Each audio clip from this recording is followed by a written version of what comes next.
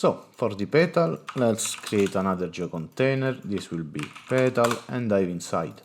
In here we will just use a grid. We will have some opacity map, so we won't care about the shape at least at SOP level. So let's set it to be 5 by 5 and decrease the size to 1 by 1.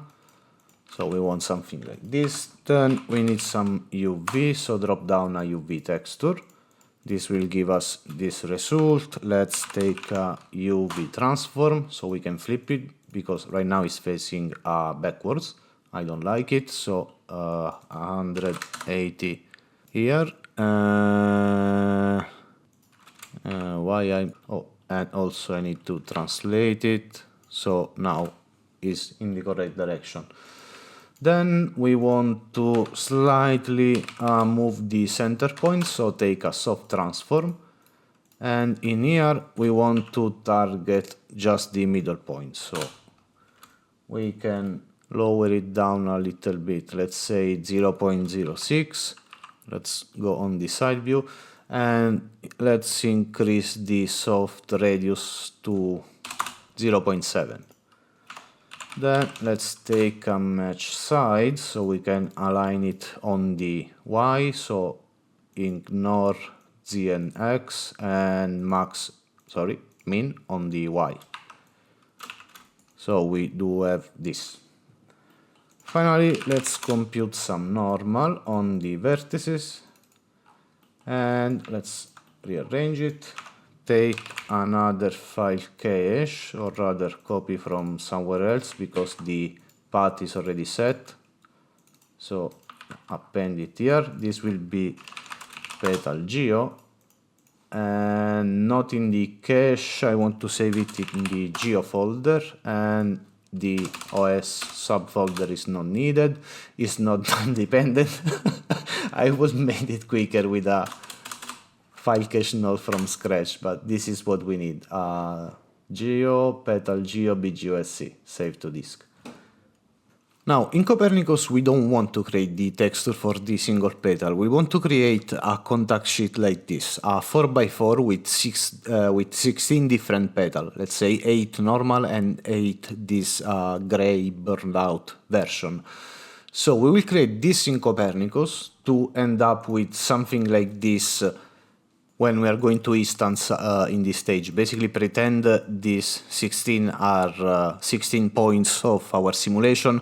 Each one will pick one of the variants. And here we are basically first scaling the UV by 1/4, so it will take just one piece of the contact sheet, and then it will randomly choose how to place, so it will be matching one of these variants. So let's create a COP network. This will be COP flower sheet, and let's also create a null for this petal geo, so out petal geo, and this will be 1024. It will be more than enough. If we have 16 of those, it will be 256 per instance. So given the amount and the shot, it will be more than enough for that. So let's dive inside the COPNet and drop down a preview material. We don't need to import the geometry for the petal because this is basically the 4x4 sheet that we are going to create. So we will see all the variants here. And first establish the opacity map. So to define the shape of the petal, let's take an SDF shape. We want to use a circle. Let's decrease the radius a little bit, maybe 0.88.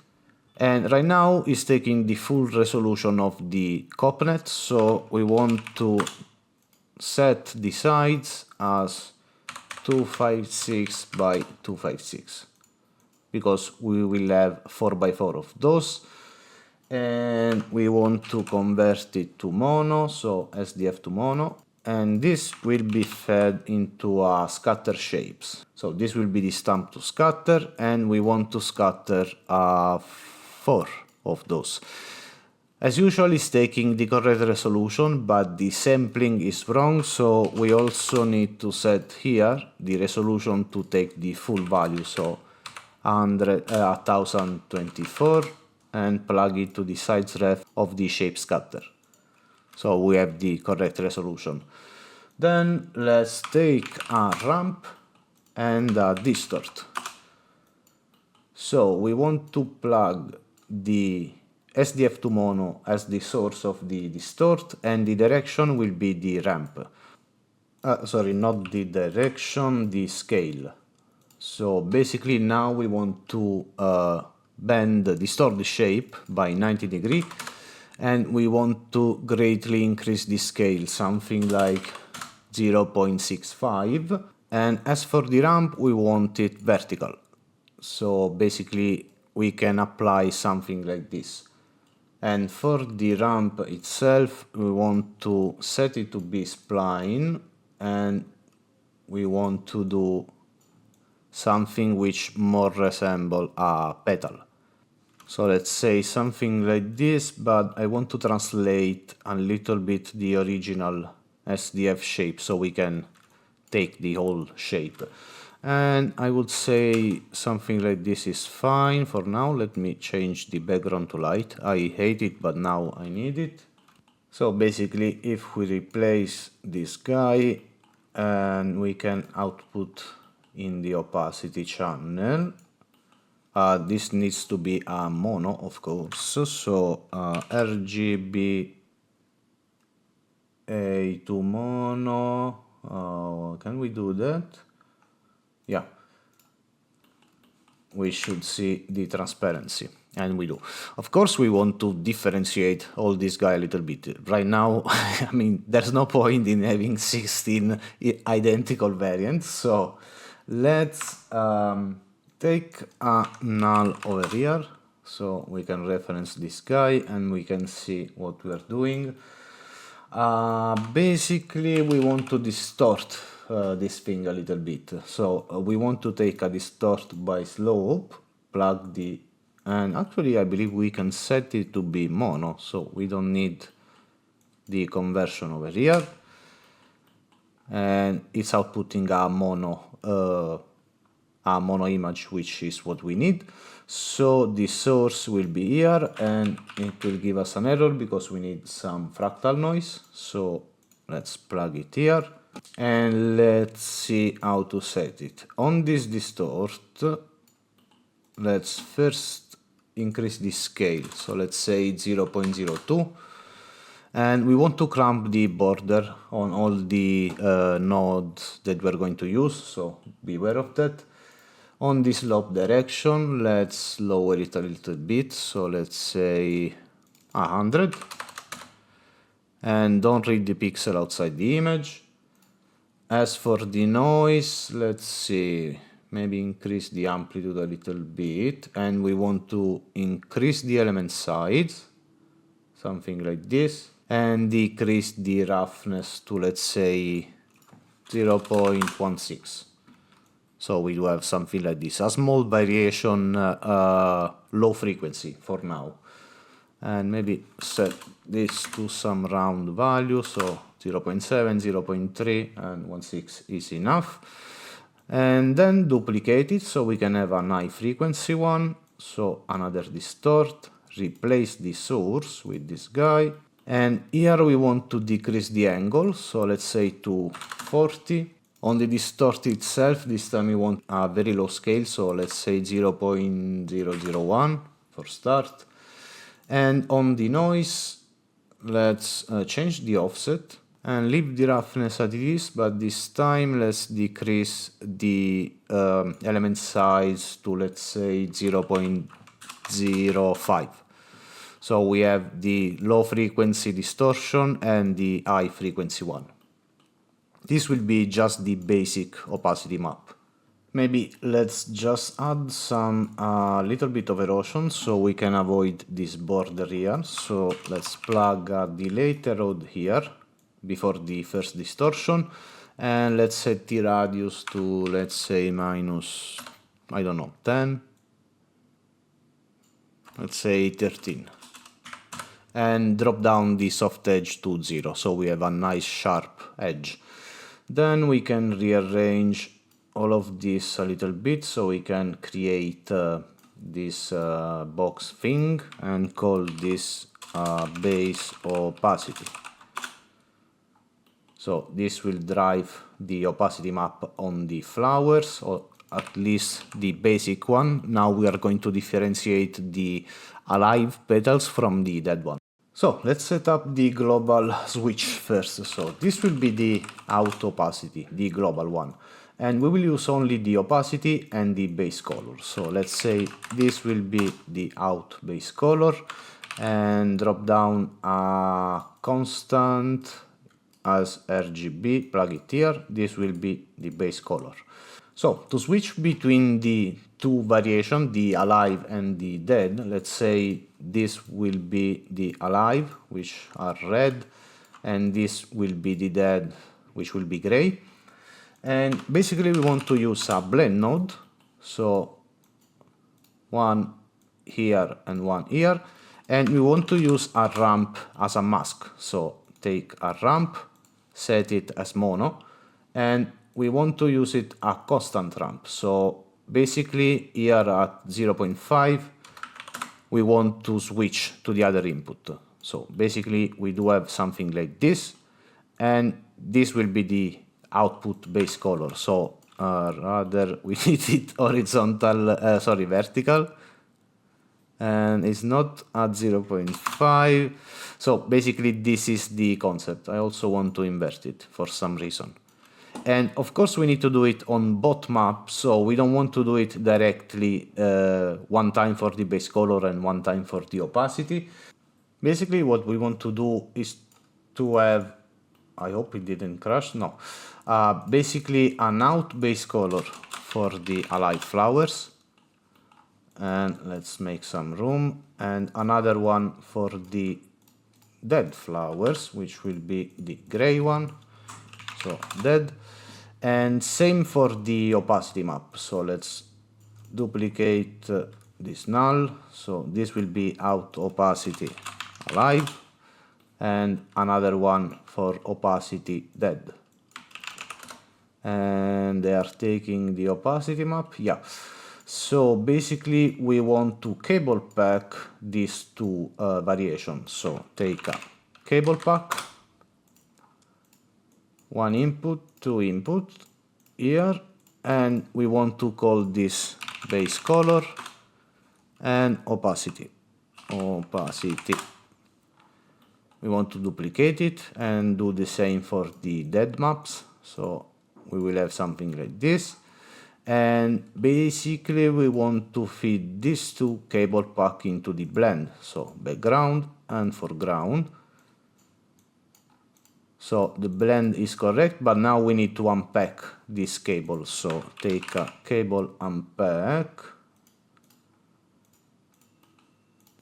and here let's just set fill from input, and now the base color will go on the out base color and the opacity on the out opacity.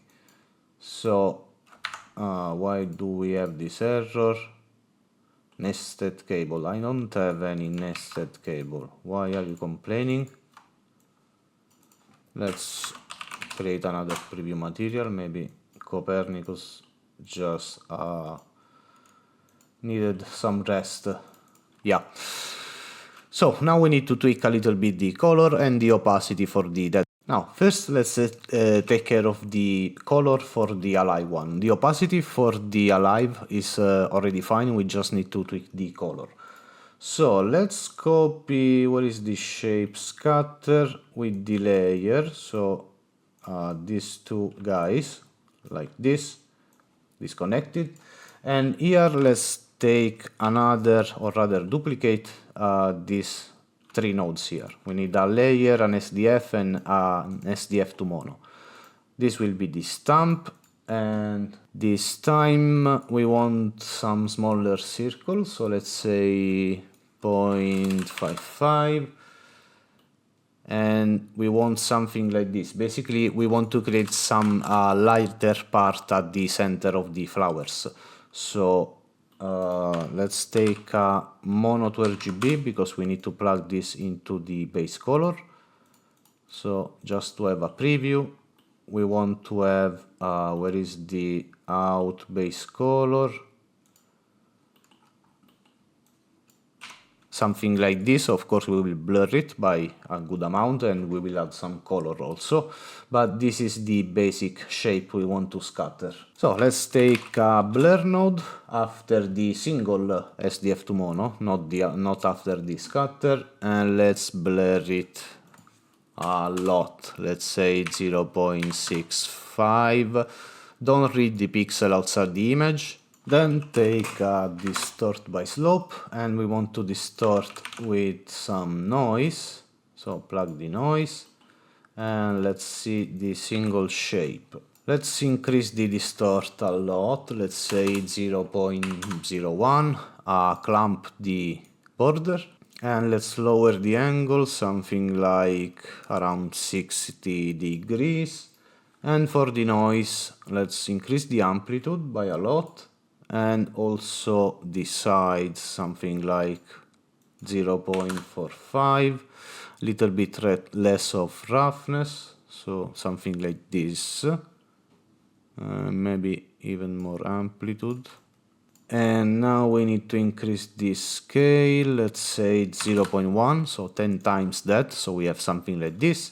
And then after the shape scatter, for the mono RGB, let's actually take something which starts from black, but then we want to go to the pink values, so something like this. And then near the center, it will switch to maybe some light yellow before going full white. So let's say something like this. Now let's blend it with some other color. We don't want black petals, not for the alive one. So duplicate this mono to RGB. And for the base color, let's reset the ramp. Let's go from some red value, something like this, to a darker one. So let's say this. Nothing crazy. And we want to use a noise to remap this mono to RGB, so something like this. And here let's tweak the noise a little bit. Let's decrease the element size and enable this switch so we can have independent dimension. So we can increase this one to something like 4. It will be more of a vertical noise. And I believe that's it. Maybe just lower this value a little bit, something like this. So now if we take a blend, and this is the background, this is the foreground, we want to add these two together, so we have something like this, and replace it with the base color. So we do have something that resembles some petal. Also, let's take another fractal noise and another blend, so we can add some other variation on top. So this will be the background, and this time we want to multiply with another fractal noise. So this will be the foreground. And let's see. This time set it to Worley Cellular F2 minus F1 or plus F1. And let's play a little bit with the values. So let's say a lower roughness. Full value of the amplitude, we will control the overall amplitude here with this slider in the blend. And here let's set it to pretty low, so let's say 0.4. So we introduced some more noise. And I want also to stretch this noise like the other one, so maybe 10 in the y-axis, so something like this. And I would say that's enough for the color of the alive petals. Or rather, we could add a darker border here, or a lighter one, I don't know, and some variation to the color value. So let's, where is the opacity map? Opacity alive. We want to take from here, take a delete road. So this is the original opacity map. We want to blur it a little bit. and for now leave everything as default. And let's delete this constant, and before going into the base color, let's blend with this result in the foreground. So if we set this one to multiply, we can introduce some darker value on the border. So let's visualize the preview, and on the dilate, let's set it to something like 7, and let's blur it. So you can see that we start to introduce some darker value on the border. And we don't want nothing crazy, let's say 0.03, and we can leave the multiply as 1. I mean, that's this is more than enough. Now for the variation of the tint, let me just move everything out of the way. Basically, after the multiply here with the opacity map, we want to take HSV adjust. So with this one, basically we can control the saturation and the value. We want to tweak these two parameters, but in the, let's say, a random way.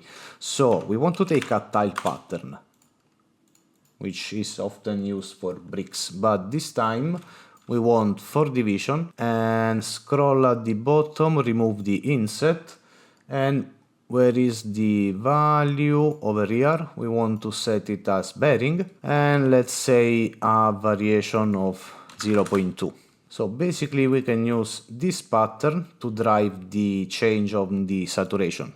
As you can see, they are all slightly different in saturation value, and we want to duplicate this pattern, change the seed, and this time maybe not that much of a variation because this will control the value. So here, plug this other one to the value, and let's click here so we can collapse these two guys. So let's replace the final output, and now we should really have everything within the alive petals. Now let's take care of the dead ones.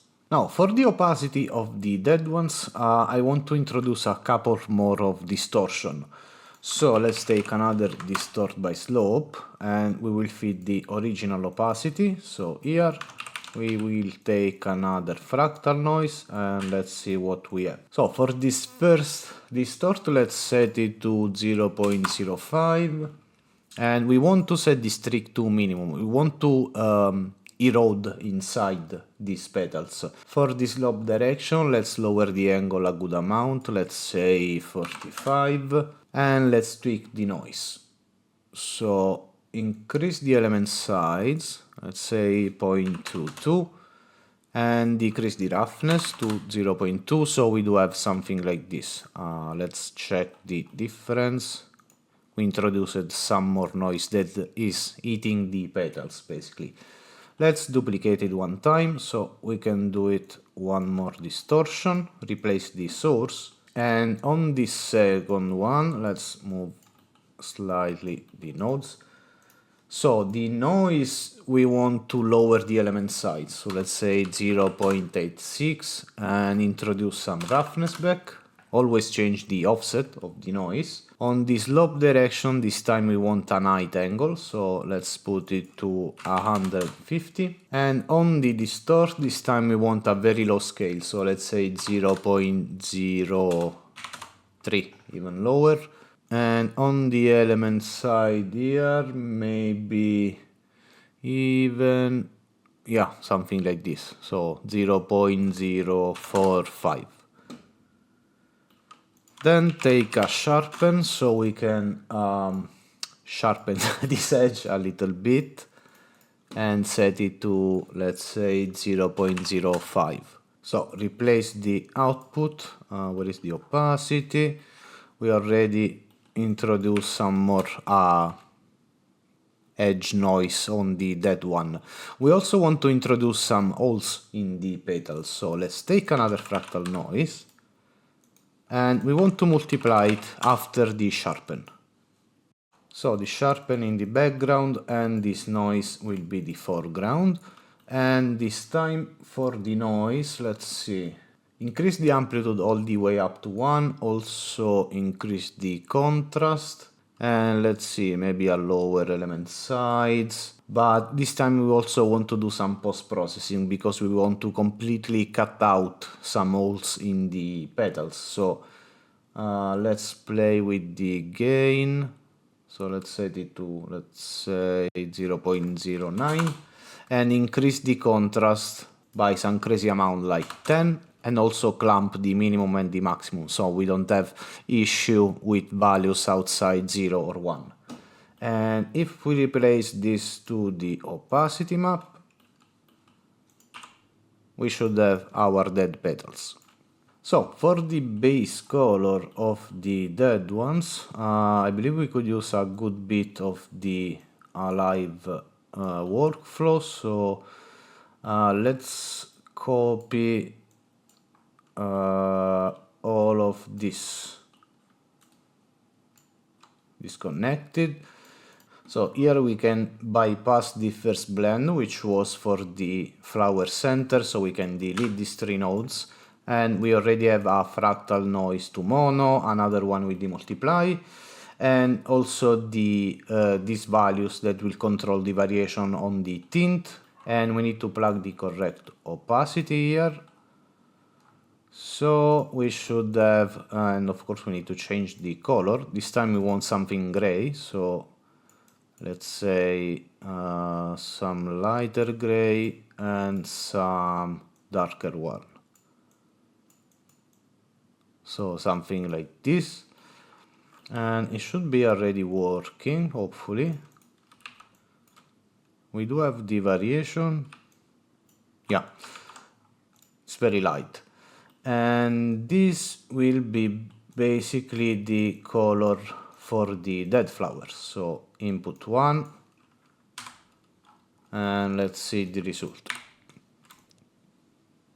And it's quite fine. I just want to add on the base color of the dead flowers. After this adjustment for the tint, let's take another multiply. This will be the background, and the foreground I want to use the fractal, which we are using to cut the holes inside the petal.